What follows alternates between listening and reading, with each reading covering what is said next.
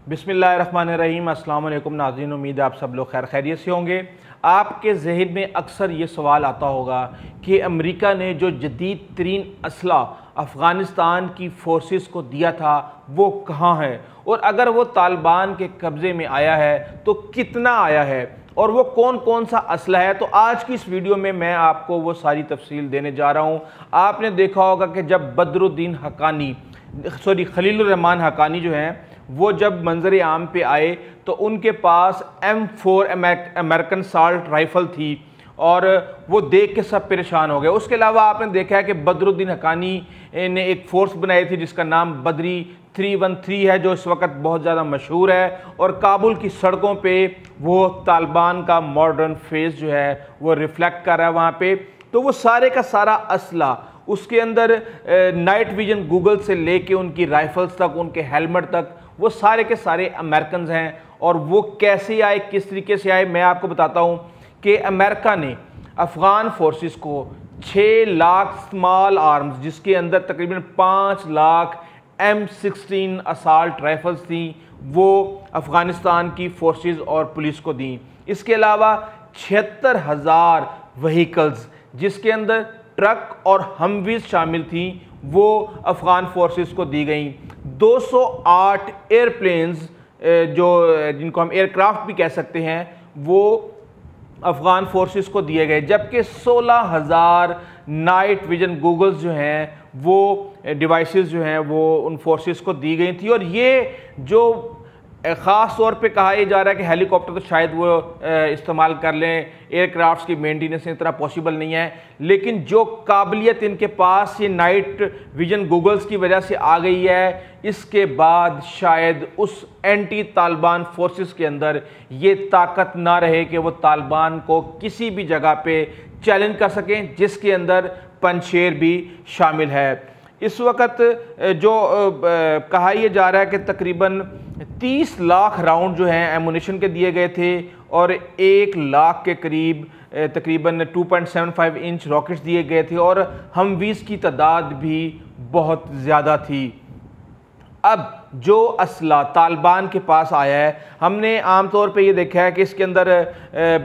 100 के करीब कहा यह जा रहा है कि M17 शायद हेलीकॉप्टर है, 100 के करीब रशिया से लेके दिए गए थे, क्योंकि अमेरिका ये समझता था कि उनको उड़ाना और उनकी मेंटेनेंस आसान और सस्ती है, तो रशिया से वो हेलीकॉप्टर्स लेके दिए गए थे। तो अब एक जो रिपोर्ट आई है उसके मुताबिक 100 हेलीकॉप्टर जो हैं वो तालिबान के कब्ज़े में हैं। जो 208 एयरक्राफ्ट्स हैं उनमें से 40 से 50 एयरक्राफ्ट जो हैं वो तालिबान के कब्ज़े में हैं, जबकि 40 से 50 जो एयरक्राफ्ट हैं वो उज़्बेकिस्तान में लैंड कर चुके हैं। क्योंकि आपने देखा था कि एक कैंपेन चलाई थी तालिबान ने पायलट्स को शूट करने की, क्योंकि एक ये फ़ज़ाई बर्तरी जो है यही तालिबान के लिए एक तरह से एक बहुत बड़ा ख़तरा थी। तो 50 जहाज़ पायलट्स जब यहाँ से भागे हैं 15 अगस्त को, एस्केप किया उन्होंने, तो उन्होंने रेफ्यूजी लिया जाके उज़्बेकिस्तान में, और उज़्बेकिस्तान के एयरपोर्ट पे 48 के करीब अफ़गान एयरक्राफ्ट्स दिखाए गए थे कि वहाँ पे मौजूद हैं। कुछ एयरक्राफ्ट्स अमेरिका गए हुए थे मेंटेनेंस के लिए, वो अब अमेरिका ने वहीं पे रोक लिए हैं। और कुछ जो हेलीकॉप्टर हैं M53 वो भी कब्ज़े में लिए तालिबान ने, और उसका एक बड़ा हिस्सा कतर में ट्रेनिंग दी जा रही थी अफ़गान फोर्सेस को, वहाँ पे कतर एयरबेस पे मौजूद था, वो भी यकीनन अमेरिका ने वहाँ पे होल्ड कर रहे हैं।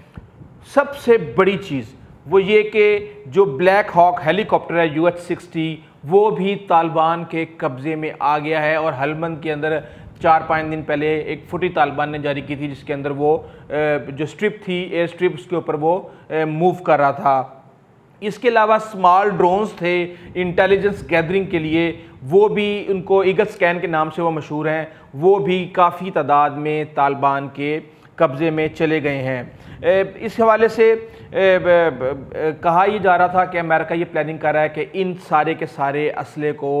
बमबारी करके, एयर स्ट्राइक्स करके इनको उड़ा दिया जाए, लेकिन शायद ये मुश्किल है, क्योंकि इस वक्त एवैक्यूएशन के लिए अमेरिका चला गया है, लेकिन उसको तालिबान से अभी बहुत से काम करवाने हैं। और ख़ास तौर पे ऐसे मौके पे जब काबुल में एवैक्यूएशन हो रही हो या उसके बाद बहुत से लोगों ने 31 अगस्त के बाद जाना हो बाहर, तो ऐसे मौके पे तालिबान को नाराज़ करने की किसी भी सूरत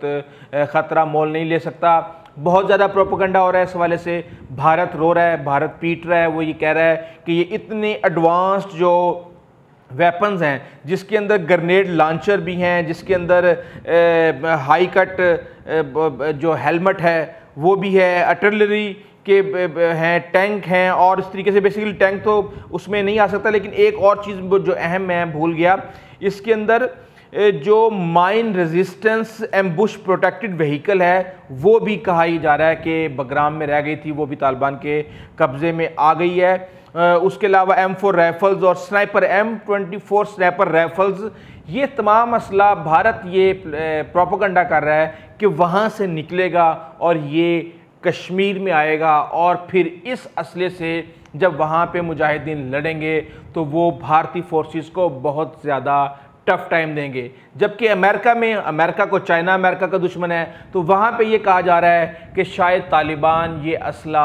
चीन के हवाले ना कर दें और चीन उस असले की कॉपीज़ बना के या उसको अपनी मिलिट्री टेक्नोलॉजी को एडवांस करने के लिए इस्तेमाल ना करे। लेकिन इस हवाले से ख़बरें ये आती हैं कि चीन के पास जितने भी जदीद असला है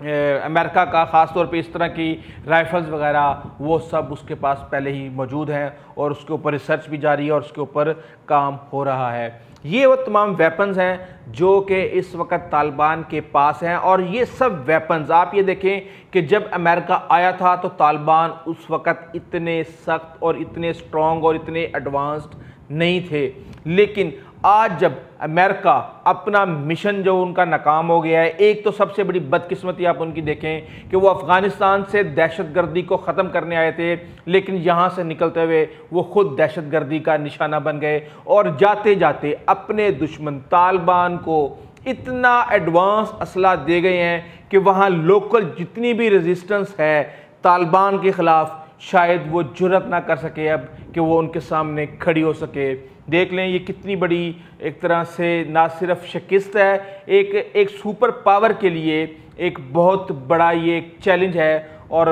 ख़ास तौर पे बाइडन के पिछले दिनों रोने पे तो बहुत ज़्यादा एक तरह से मेमीज़ भी चल रही थी कि दुनिया की सुपर पावर को अफ़गानिस्तान ने रुला दिया। इस हवाले से जो भी हमारे पास लेटेस्ट इन्फॉर्मेशन आएगी इंशाल्लाह हम आपके साथ शेयर करेंगे। अंत तक इजाज़त दीजिए, अल्लाह हाफिज़। जाने से पहले इंतहाई माजरत के साथ थोड़ी सी तकलीफ उठाएं, सब्सक्राइब और घंटी यानी बेल आइकॉन का बटन दबा दें ताकि हमारी मुलाकात के इस सिलसिले को कायम रखा जा सके और हमारी हर अपडेट आप तक सबसे पहले पहुँचे।